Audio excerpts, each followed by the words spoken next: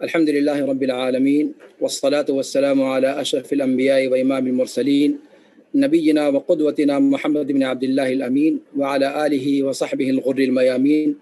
ومن تبعهم وتابعيهم بإحسان إلى يوم الدين. أما بعد،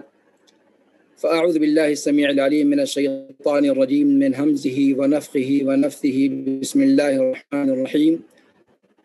سبحانك لا علم لنا إلا ما علمتنا إنك أنت العليم الحكيم.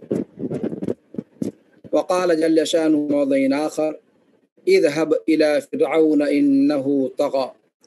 قال رب اشرح لي صدري ويسر لي أمري واحلل عقدة من لساني يفقه قولي واجعل لي وزيرا من أهلي هارون أشدد به أزري وأشركه في أمري كي نسبحك كثيرا ونذكرك كثيرا إنك كنت بنا بصيرا. وقال جل شانه أيضا في موضع آخر: وتعاونوا على البر والتقوى. اس پروگرام کے انعقاد میں حصہ لینے والے تمام موقر علماء کرام، مرکز بصیرت مکہ مکرمہ کے ذمہ داران اور اس پروگرام میں کل سے شامل موقر ہستیاں، موقر علماء کرام، ہمارے مشائخ، اللہ رب العالمین کا بے پایاں فضل اور احسان ہے کہ آج اس طرح کے تعمیری اور مثبت پروگرام میں حصہ لینے کا موقع مل رہا ہے. دعوتی سرگرمیاں روایتی اور عصری تناظر میں کے عنوان سے منعقد کیا گیا ہے. اللہ رب العالمین اس پروگرام کو کامیابی سے ہمکنار فرمائے. کل سے میں اس میں شریک ہوں اور اس کے اندر پیش کیے جانے والے محاضرات کو سن رہا ہوں. یہ ایک بہت ہی مثبت پیش رفت ہے اور بہت ہی مفید، سود مند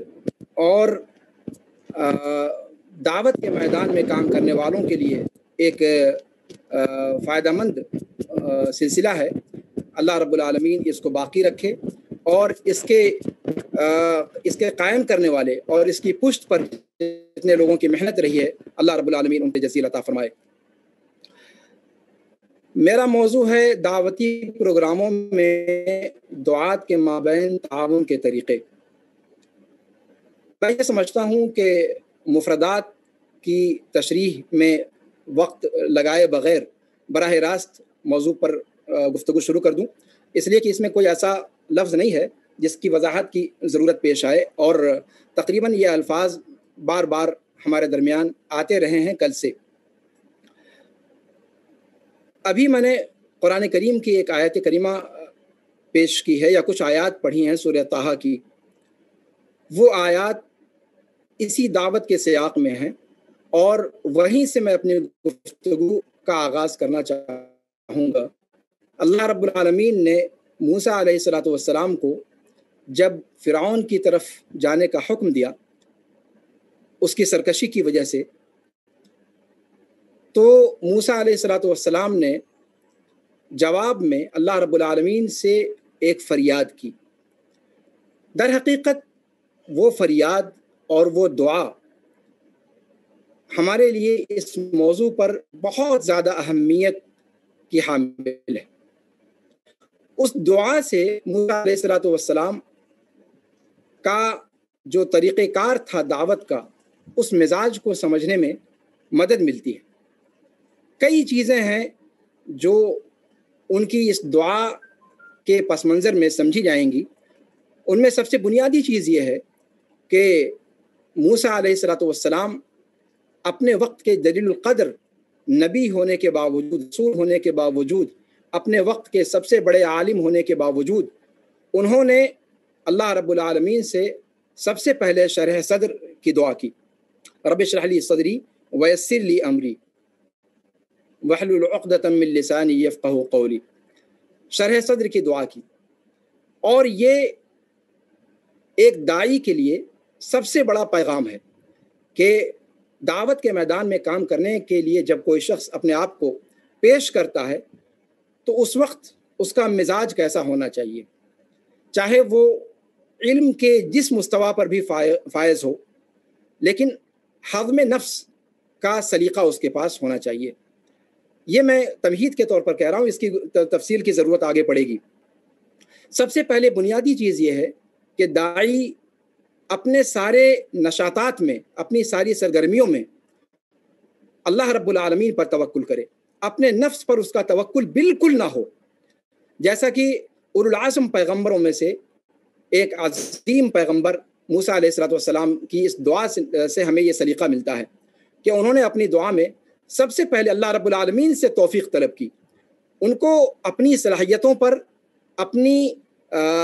جو لیاقت تھی اس پر ان کا بھروسہ نہیں رہا، بلکہ انہوں نے بنیادی طور پر اللہ رب العالمین پر توکل کیا، اور اللہ رب العالمین سے انہوں نے طلب کیا کہ بار الہ اس دعوت کے میدان میں جس میں مجھے لگنے کا حکم دیا جا رہا ہے، اللہ رب العالمین مجھے فلاں فلاں اور فلاں چیزیں عطا فرما۔ گویا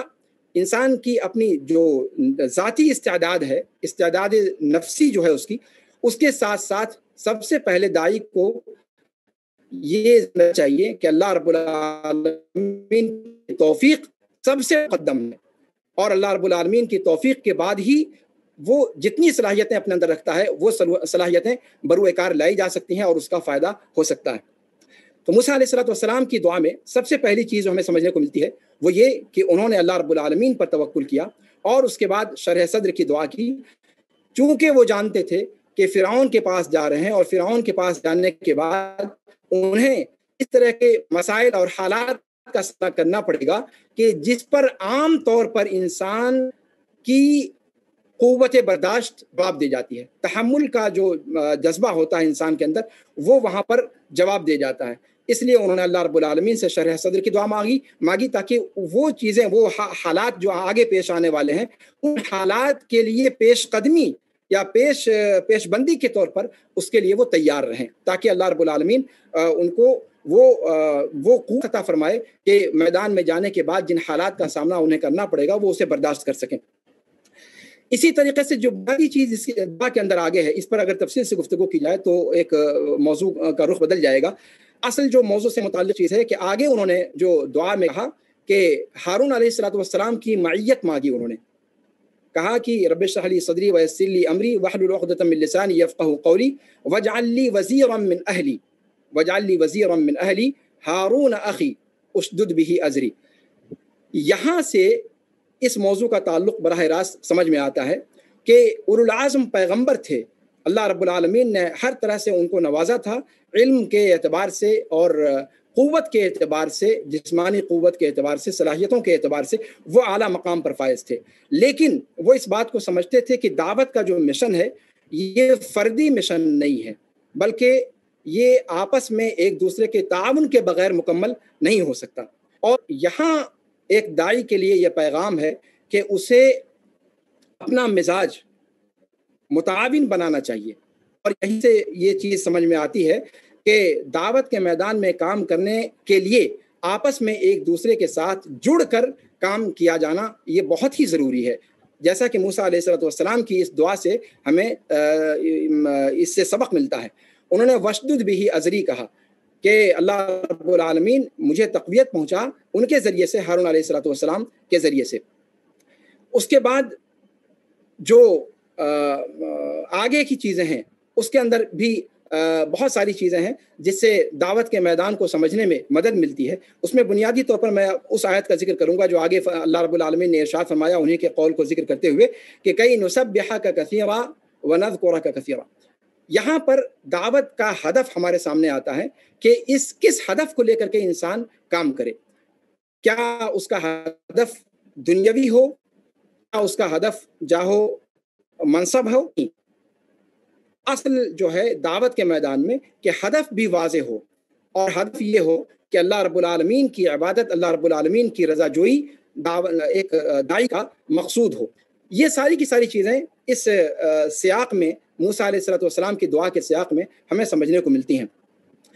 اب اس کے بعد میں اپنے اصل موضوع پر آتا ہوں کہ دعوتی پروگراموں میں دعات کے مابین تعاون کے طریقے۔ دعوتی پروگراموں کی ایک الگ الگ شکل ہو سکتی ہے۔ دعوتی پروگرام جیسے مسجد میں جو ہے خطبے کے ذریعے سے، دروس کے ذریعے سے، محاضرات کے ذریعے سے، مدارس کے اندر تدریس کے ذریعے سے، اس طریقے سے جتنے بھی میدان ہیں دعوت کے میدان، قول پر قول کے ساتھ خاص نہیں ہے، بلکہ فعل اور عمل کے ذریعے بھی دعوت دی جا سکتی ہے اور دی جا رہی ہے اللہ کے فضل و کرم سے۔ تو دعوت کے مختلف مجالات اور مختلف میدان ہیں، اور ان تمام میں دعات اللہ کے فضل و کرم سے دعوت کا کام انجام دے رہے ہیں۔ یہاں پر جو صورتحال ہے وہ یہ کہ دعات کے مابین آپس میں ربط نہیں ہے، جس کی وجہ سے ان دعوتی پروگراموں کے اندر برکت نہیں ہو پاتی ہے، یا اس کا جو پھل سامنے نظر آنا چاہیے وہ پھل نظر نہیں آتا ہے۔ اس تعلق سے کچھ باتیں عرض کرنے کی یہ ہیں کہ دعات کے مابین تعاون یہ ایک شرعی فریضہ ہے۔ اللہ رب العالمین نے قرآن کریم کے اندر ارشاد فرمایا کہ وَتَعَاوَنُوا عَلَى الْبِرِّ وَالتَّقْوَىٰ، اور دعوت کا میدان یہ واضح طور پر بر اور تقوی کا میدان ہے۔ جیسا کہ آپ سبھی جانتے ہیں کہ دعوت اللہ کا جو میدان ہے یہ ہر مسلمان کے اوپر اللہ رب العالمین کی طرف دعوت فرض ہے، جیسا کہ فقہا نے ذکر فرمایا ہے کہ دعوت اللہ کا جو موضوع ہے یہ ہر مسلم شخص سے جڑا ہوا ہے۔ البتہ اس کے حکم کے تعلق سے یہ تفصیل ضرور بیان کی گئی ہے کہ انبیاء کرام اور علماء کرام یہ فرض ہے، فرض عین ہے، اور عام عاشقاص جو ہیں ان کو ان کے اوپر اپنے اپنے علم کے مطابق اپنے علم کے دائرے میں یہ فرض کفایہ ہے، لیکن اس کی ذمہ داری ہر شخص کے اوپر عائد ہوتی ہے۔ لیکن دعات جو الگ الگ میدانوں میں کام کر رہے ہیں ان میں سے بعض کو اللہ رب العالمین نے خطابت کے میدان میں صلاحیت عطا فرمائی ہے، خطابت کے میدان میں کام کرنے والے ہیں، بعض ہیں جو تدریس کے ذریعے سے دعوت کا کام انجام دے رہے ہیں، بعض ہیں جو رفاہی کاموں کے ذریعے سے دعوت کا کام انجام دے رہے ہیں۔ لیکن یہ سارے جو دعوت کے میدان ہیں، ان دعوت کے میدانوں میں دعات کے مابین تعاون نہ ہونے کی وجہ سے اس کا خاطر خواہ نتیجہ سامنے نہیں آ رہا ہے۔ اگر میں بات کروں نیپال کی، نیپال کے اندر اور پورے بر صغیر کے اندر تقریباً صورتحال ملتی جلتی ہے۔ نیپال کے اندر مجھے تقریباً کام کرتے ہوئے 6-7 سال 8 سال کا عرصہ ہو گیا۔ اس میں جو صورتحال سامنے آ رہی ہے کہ جیسے اس سے پہلے کے محاضر نے ذکر کیا کہ ایک تو سب سے بڑا جو خلل ہے کہ ہمارے یہاں ادارہ جاتی نظم و نسق کا فقدان ہے۔ اپنے اپنے طور پر دعات اپنا اپنا کام کر رہے ہیں۔ بہت سارے دعات ہیں جو رفاہی کاموں کے اندر لگے ہوئے ہیں، اور رفاہی کاموں کی بھی الگ الگ شکلیں ہیں۔ رفاہی کاموں میں بعض مساجد کی تعمیر میں لگے ہوئے ہیں، بعض مراکز اسلامیہ کی تعمیر میں لگے ہوئے ہیں، بعض اس کے علاوہ جو رمضان المبارک کے اندر پروگرام ہوتے ہیں ان پروگراموں کے انعقاد میں لگے ہوئے ہیں، بعض جو ہیں وہ جو اور رفاہی کام ہیں کنواں وغیرہ کھدوانا یا نل وغیرہ لگوانا، اس کے ذریعے سے وہ رفاہی کام کر رہے ہیں۔ لیکن ان دعات کی سرگرمیوں میں برکت اس لیے نہیں ہو پا رہی کہ ان کا آپس میں کوئی نظم اور نسق نہیں ہے، ان کا آپس میں کوئی تعاون نہیں ہے، اور اس کی کئی وجوہات ہیں۔ اس پر بھی آؤں گا کہ اس کی وجوہات کیا ہیں۔ مثال کے طور پر خود میں نیپال کے اندر کی اگر بات کروں تو مساجد کی تعمیر کا جو کام بعض انجام دے رہے ہیں یہ رفاہی کام ہے اور دعوت کا ایک اہم ذریعہ ہے جس کے ذریعے سے دعوت اللہ کا فریضہ انجام دیا جاتا ہے۔ مساجد کی تعمیر کہاں پر کی جائے، اور پھر مساجد کی تعمیر کا محل وقوع، جہاں پر اس کا محل وقوع ہے، کیا وہ جگہ مساجد کی تعمیر کے لیے مناسب ہے، اس کا کوئی جائزہ نہیں لیا جاتا۔ استراتیجی اعتبار سے اس کا کوئی جائزہ لیا نہیں جاتا۔ بس ایک فنڈ آ گیا ہے، اس فنڈ کو لگانا ہے، اس کو ہی پرویز کرنا ہے، اور یہی معاملہ ہینڈ پائپ کا اور دیگر جو مشاری آتے ہیں، خیری مشاری جو دعوتی کاموں کے اندر استعمال کیے جا سکتے ہیں، لیکن آپس کا نظم و نسق نہ ہو، ان جو دعوت کی شکلیں ہیں ان کے مابین جو تناسق ہونا چاہیے وہ چیز نہیں ہو پاتی ہے۔ بعض مساجد ایسی ہیں جو ایسی جگہوں پر تعمیر کر دی گئیں کہ وہاں پر نماز پڑھنے والا کوئی نہیں، کچھ سالوں تک وہاں پر نماز ہوئی، اور اس کے بعد اس وقت صورتحال یہ ہے کہ وہ مساجد بند ہیں، بلکہ وہاں پر صورتحال ناگفتہ ہے، جس کا تفصیل کے ساتھ ذکر کرنا میرے خیال سے مناسب نہیں۔ میں صرف اشارہ کرنا چاہتا ہوں کہ دعوت کے مابین تعاون کی شکلیں نہ ہونے کی وجہ سے یہ سب صورتحال پیدا ہوتی ہے۔ حالانکہ اگر یہی چیز آپس کے ترابط کے ساتھ ہو، آپس کے تعاون کے ساتھ ہو کہ کچھ دعات جو رفاہی کاموں کے اندر لگے ہوئے ہیں وہ رفاہی کام کو انجام دیں، باقی جو دعات دعوت اللہ کے کام میں لگے ہوئے ہیں اپنے قول کے ذریعے سے، اپنے خطبوں کے ذریعے سے، اپنے تقریروں کے ذریعے سے، اپنے خطابات کے ذریعے سے، وہ خطابات کے ذریعے سے انجام دیں۔ اسی طریقے سے جو رفاہی جہات ہیں، جو اس طرح کے مسجدوں کے اندر حلقات التعلیم اساتذہ کی تقرری کرتے ہیں، مدرسین کی تقرری کرتے ہیں، یا مکتب کے اندر مدارس عملی ہے، اس چیز کا فقدان ہے۔ یہ عمومی طور پر، اور اگر تفصیل کے اندر جائیں تو جو چیزیں میدان کے اندر دیکھنے میں آتی ہیں اس میں سب سے بنیادی چیز جو اس سلسلے میں رکاوٹ بنتی ہے، اور رکاوٹوں کو جب تک ہم نہیں جانیں گے تب تک اس کو دور کرنے اور اس کو ختم کرنے کے طریقے تک نہیں پہنچ سکتے۔ ایک بنیادی سبب جو اس سلسلے میں نظر آتا ہے وہ یہ کہ دعات عام طور پر جن کو اس میدان میں کام کرنے کا موقع ملتا ہے، یا جو دعوت اللہ کے میدان میں کام کرنے والے ہیں، وہ اپنی رائے کو ہی سب کچھ سمجھتے ہیں۔ جو شورائی مزاج ہونا چاہیے وہ مزاج موجود نہیں ہے، جس کا نتیجہ یہ ہوتا ہے کہ شخصی طور پر ان کے مزاج کے مطابق جو چیزیں کرنی ہوتی ہیں وہ کر گزرتے ہیں، اور پھر اس کے بعد اس کا خمیازہ پوری امت کو بھرنا پڑتا ہے۔ جبکہ ہمیں یہ چیز سمجھنی چاہیے، اللہ کے رسول صلی اللہ علیہ وسلم نے اس سے منع فرمایا ہے کہ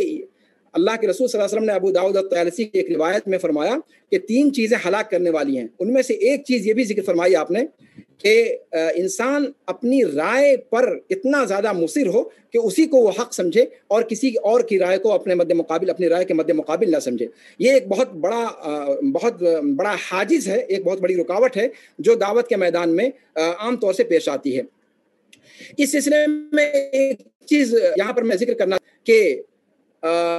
دعوت کے میدان میں ایک دوسرے کے ساتھ مشورہ یہ کیوں ضروری ہے۔ اللہ کے رسول صلی اللہ علیہ وسلم کی زندگی میں دیکھا جائے، اللہ کے رسول صلی اللہ علیہ وسلم جو خاتم الانبیاء تھے، جو پوری انسانیت میں بلکہ پوری خلقت میں افضل تھے، ان کے یہاں بھی یہ چیز موجود تھی کہ وہ اپنی رائے تھوپا نہیں کرتے تھے بلکہ وہ مشورے کا مزاج رکھتے تھے۔ اور یہ چیز سیرت کے اندر کئی سارے واقعات کے اندر اس کو دیکھا جا سکتا ہے۔ حدیبیہ کے اندر ام سلمہ رضی اللہ تعالیٰ عنہ کی رائے پر آپ صلی اللہ علیہ وسلم چلے۔ اسی طریقے سے اور جو واقعات ہیں اللہ کے رسول صلی اللہ علیہ وسلم کی زندگی میں، اس میں اس طرح کی چیزیں ملتی ہیں کہ آپ صلی اللہ علیہ وسلم نے کوئی رائے دی اور صحابہ کرام نے کسی اور رائے کو اختیار کیا، اور آپ صلی اللہ علیہ وسلم نے صحابہ کرام کی رائے کو جو ہے غزوہ احزاب کے سیاق میں جو مشہور واقعہ ہے۔ اسی طریقے سے بدر کے اندر لشکر کو کہاں پر اتارا جائے، اس معاملے میں یہاں تو اللہ کے رسول صلی اللہ علیہ وسلم جب امی صلوات ربی وسلام علیہ وہ اپنی رائے تھوپا نہیں کرتے تھے، تو ایک داعی کو جو اپنے آپ کو وارث انبیاء کہتا ہے اور وارث نبی کہتے ہیں، ان کے لیے یہ چیز بدرجہ اولا درست نہیں ہے کہ وہ اپنی رائے کو حتمی مانیں اور شورائی مزاج کے خلاف جائیں۔ یہی چیز عمر بن خطاب رضی اللہ تعالیٰ عنہ کے ساتھ پیش آئی جب انہوں نے خلافت کے معاملے میں سنا کہ خلافت کے معاملے میں لوگ آپس میں مشورہ کر رہے ہیں کہ ایک دوسرے کو کہ خلافت وہ کسی اور کو سونپیں گے۔ انہوں نے کوئی بات کہنی چاہیے، عبد الرحمن بن عوف رضی اللہ تعالیٰ عنہ موجود تھے، انہوں نے مشورہ دیا کہ آپ ابھی کوئی خطبہ نہ دیں، ابھی کوئی خطاب نہ کریں، بلکہ آپ مدینہ چلے جائیں، موسم حج گزر جانے دیجیے، جو ارد گرد کے لوگ آئے ہوئے ہیں وہ چلے جائیں اپنی اپنی جگہوں پر، صحابہ کرام باقی رہیں گے جو معاملات کو سمجھتے ہیں صحیح طریقے سے، پھر اس کے بعد آپ ان کے سامنے اپنی بات کہیے گا۔ عمر بن خطاب رضی اللہ تعالیٰ عنہ نے اس رائے کو اختیار کر لیا۔ تو یہ چیز کہ ایک داعی اپنی رائے پر اصرار نہ کرے بلکہ وہ شورائی مزاج رکھے، چاہے وہ علم اور فضل کے اعتبار سے کتنے ہی بلند مقام پر ہو، شورائی مزاج اس کے اندر ہونا چاہیے دعوت کے میدان میں کام کرنے کے لیے۔ یہ سب سے بڑی رکاوٹ ہے، اس کو دور کرنے کی کوشش کرنی چاہیے۔ اسی طریقے سے ایک جو بنیادی طور پر دعات کے اندر ایک یہ عمومی بات کہہ رہا ہوں، کسی کو سامنے رکھ کر کے نہیں، عام طور پر جو میدان میں تجربہ ہوا ہے جس کو سامنے رکھ کر کے یہ بات میں کہنا چاہوں گا کہ بہت سارے دعات ان کو یہ خوف ہوتا ہے کہ اگر انہوں نے دوسروں کو موقع دے دیا تو ان کا اپنا جو دائرہ ہے، ان کے اپنے معتقدین کا جو دائرہ ہے، وہ ان سے بچھڑ کر دوسرے داعی کے خیمے میں چلا جائے گا۔ یہ ایک بہت بڑا مسئلہ ہے جس کی وجہ سے آپس میں تعاون کا مزاج نہیں بن پاتا ہے۔ حالانکہ یہ خطرہ بھی اور یہ خدشہ بھی داعی کے اندر نہیں ہونا چاہیے، اس لیے کہ داعی کو اپنا کام اخلاص اور للہیت کے ساتھ کرنا چاہیے۔ اللہ کے رسول صلی اللہ علیہ وسلم کی واضح روایت ہے کہ جس نے علم سیکھا کہ علماء کے درمیان فخر اور اس کا فخر کا اظہار کرے یا صفحہ سے اس کا مقابلہ کرے یا پھر لوگوں کی توجہ اپنی طرف مبذول کرے، اللہ رب العالمین اس کے جہنم میں داخل کرے۔ مشہور روایت ہے، امام شافعی رحمہ اللہ کا مشہور ہے کہ وددت لو تعلم الناس هذا العلم ولم ينسب لي منه شيء، کہ امام شافعی رحمہ اللہ فرماتے ہیں کہ میری خواہش ہے کہ لوگ مجھ سے اس علم کو حاصل کریں اور میری طرف کوئی چیز منسوب نہ کریں۔ تو یہ جب تک ہضم نفس کا مزاج نہیں پیدا ہوگا تب تک یہ دعوت کے میدان میں جو تعاون کا مزاج ہے اس کو فروغ نہیں دیا جا سکتا۔ عبد الرحمن ابن ابی لیلہ کا مشہور قول ہے کہ میں نے اللہ کے رسول صلی اللہ علیہ وسلم کے صحابہ کرام میں سے 120 صحابہ کرام کو پایا اسی مسجد کے اندر، تو کوئی ان میں سے محدث نہیں ہوتا تھا مگر وہ چاہتے تھے، ان میں سے محدث جو ہوتے تھے وہ یہ چاہتے تھے کہ کوئی اور اس حدیث کو بیان کر دے۔ کوئی مفتی فتویٰ کے لیے تیار نہیں ہوتا تھا، وہ چاہتا تھا کہ اپنے بھائی کو یہ ذمہ داری دے دے۔ یہ مزاج جب تک ہمارے اندر نہیں آئے گا تب تک تعاون کا جذبہ ایک دوسرے سے پیدا نہیں ہوگا اور دعوت کے میدان میں برکت نہیں ہوگی۔ اسی طریقے سے ایک چیز یہ سمجھی جاتی ہے تعاون کی راہ میں جو رکاوٹ آتی ہے کہ اگر اپنی کسی رائے سے یا اپنے کسی منصب سے تنازل اختیار کر لیا یا اس کے سامنے اپنے آپ کو کسی اور کو اگر وہ پیش کر دیا تو اس سے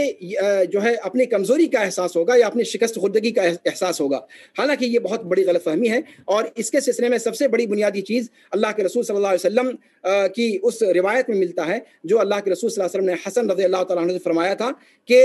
ان کی تعریف کرتے ہوئے آپ صلی اللہ علیہ وسلم نے فرمایا تھا کہ اللہ رب العالمین ان کے ذریعے سے امت کے دو دھڑوں کے درمیان صلح کر دے گا، صلح قائم کر دے گا۔ تو یہ قابل تعریف ہے، اور اس سلسلے میں اس دعوت کے میدان میں اس چیز کو رکاوٹ بننے نہیں دینا چاہیے۔ عام طور پہ جو تعاون کی راہ میں رکاوٹ ہوتی ہے وہ یہی ہوتی ہے۔ بارک اللہ فیکم۔ اور اسی طریقے سے